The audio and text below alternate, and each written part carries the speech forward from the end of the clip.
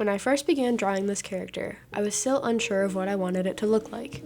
I was also trying to develop my anatomy by drawing different types of bodies. Here I was trying to figure out proportions and such, as well as different styles of drawing the eyes, hair, and ears. I began to look for the popular styles and the cutesy things that people liked in other artists' work. Soon I got my first alcohol markers and began to really think about shading and color and how they worked with each other. I was still fumbling with the design, but it was getting better and began to look like more finished works. Colored pencils also became one of my favorite mediums.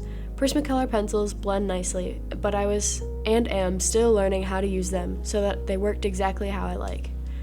Soon I got the hang of markers and began to use them in a lot of my work, past and present. This version is one of my personal favorites, and I'm proud of how it turned out, and when I first made it, I thought it was a huge leap forward in my skills.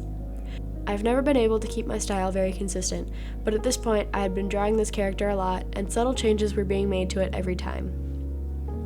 This reference sheet was made long before I had drawn this character over and over again. I drew out what I thought I wanted it to look like, and over time, many of the elements were lost, but occasionally make appearances in other works. I was comfortable with how my character looked, and I began to draw it with other characters my friends had made up and put them in different scenarios. These images are a few instances of such works. Here I was starting to work on my expressions and poses my characters could do. I was still working on anatomy, and this was part of my study. There are many expressive references you can find to use with your character, and it's a good way to get to know how your character will react to things, and it's a great way to get to know your character's personality. Here my anatomy was getting better, as well as my proportions. My shading as well was improving as I learned to shade with both pencils and pens.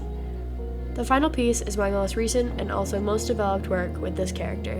While shading is a little rough in the scan, the original is smoother and well blended. This character continues to be drawn, and it has really become a part of me and my art.